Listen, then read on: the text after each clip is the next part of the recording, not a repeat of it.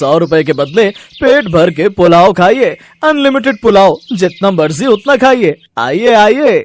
एक आदमी फुटपाथ पर पुलाव और पनीर का कॉम्बो बेच रहा था। 100 रुपए में अनलिमिटेड पुलाव बेच रहा था, लेकिन फिर भी प्रॉफिट कमा रहा था।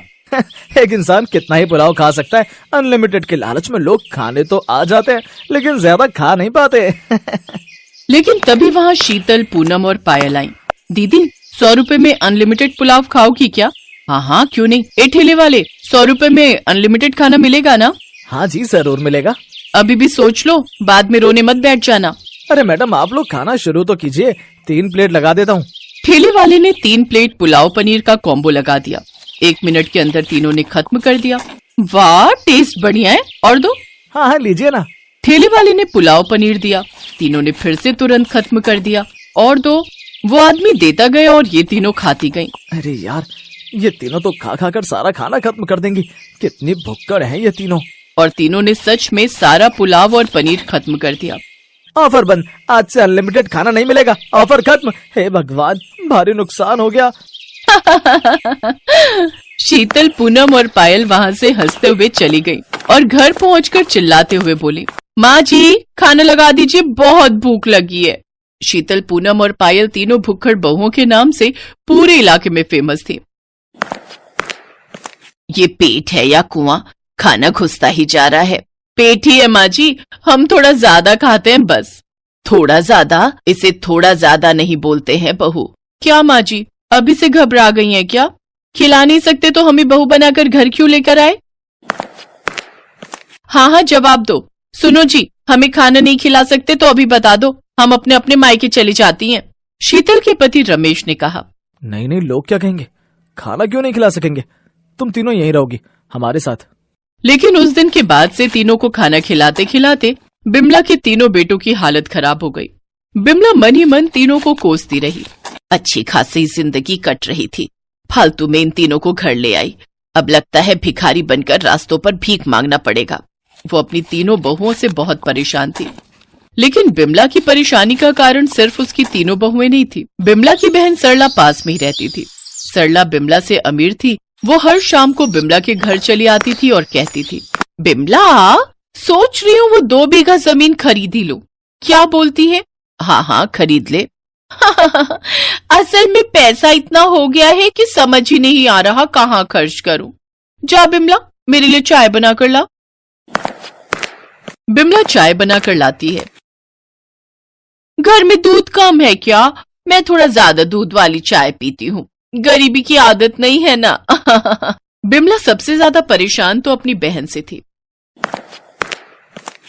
सुबह से लेकर शाम तक तीनों भुक्खड़ बहुओं के लिए खाना बनाओ और शाम को अपनी बहन से ताने सुनो। क्या जिंदगी है मेरी। ये सब छोड़ छाड़ कर मैं चली जाऊंगी, बहुत दूर चली जाऊंगी। बिमला हमेशा गुस्से में रहती थी, इसीलिए अपनी बहुओं से भी उसकी दोस्ती नहीं हो पा रही थी। बिमला बहुत अकेली पड़ गई थी। उसे अकेले ही सारा काम करना पड़ता था। उधर तीनों बहुएं एक साथ गप्पे लड़ाती थी। बिमला को ये देखकर जलन तो होती थी, लेकिन बेचारी बिमला कर ही क्या सकती थी। इसी तरह उसका दिन बीत रहा था। एक दिन सरला ने उसे एक पार्टी में बुलाया। बिमला, मेरे घर पर एक पार्टी है, मेरी सारी सहेलियां आ रही हैं, तू भी आ जाना। नूडल्स रहेगा, थोड़ा खा लेना। ठीक है सरला, मैं आ जाऊंगी। बिमला ने सोचा कि सरला की सहेलियों से उसकी थोड़ी मुलाकात हो जाएगी तो उसे अच्छा लगेगा। लेकिन सरला तो अलग ही मूड में थी। बिमला सरला की पार्टी में गई और देखा सरला की अमीर सहेलियां महंगी साड़ियों में बैठी हैं। सरला, ये तुम्हारी बहन है क्या? हाँ, यही है मेरी गरीब बहन। देख के ही पता चल रहा है। बुरा मत मानना, इसे तो मैंने खाना सर्व करने के लिए बुलाया है। बिमला, चल खाना लगा दे। क्या मैं तेरी नौकरानी हूँ क्या? हाँ, नौकरानी की तरह ही है। वैसे मेरे घर की नौकरानी भी तुझसे अमीर है।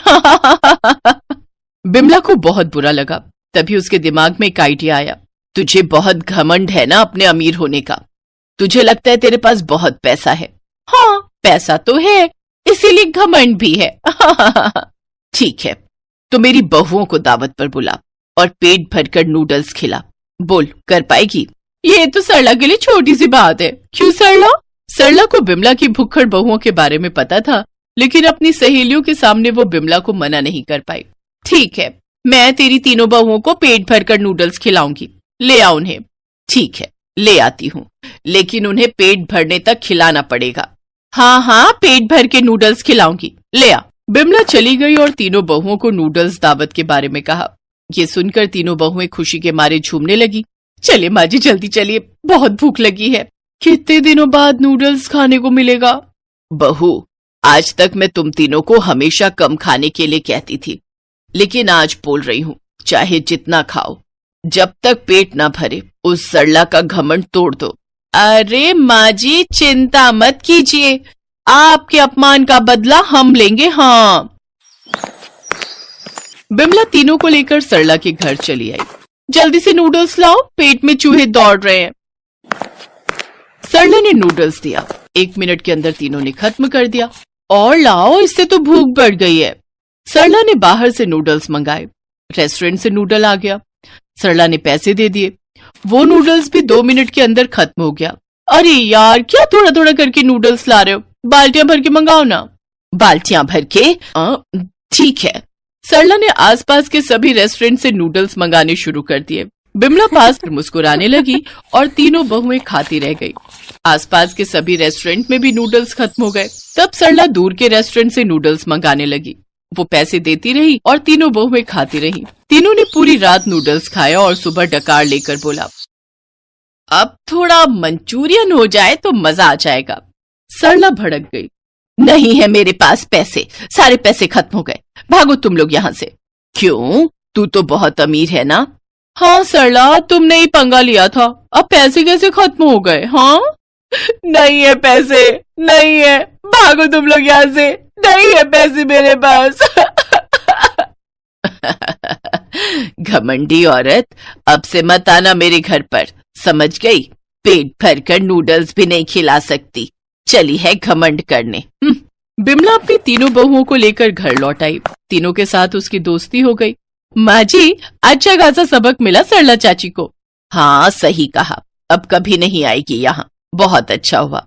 माँ जी, हम फालतू में ही आपके साथ झगड़ते थे, आपका दिल बहुत अच्छा है, अब से हम एक साथ काम करेंगे और खाना बनाएंगे। हाँ माँ जी, अभी तो घर से क्लाउड किचन भी खोल सकते हैं, हम घर से ही खाना बनाकर बेच सकते हैं। हाँ, उससे पैसे कमा सकते हैं, हमें पता है कि हम ज्यादा खाते हैं, अब से सभी मिलकर खाना बनाएंगे, पैसे कमाएंगे और खाने का टेंशन भी नहीं रहेगा। उसके बाद से बिमला अपनी तीनों भुक्खड़ बहुओं के साथ हर रोज खाना बनाकर घर से ही बेचने लगी और पैसे कमाने लगी। बिमला के घर में भी सुख और शांति छा गई और ऐसे ही सभी खुशी खुशी रहने लगे।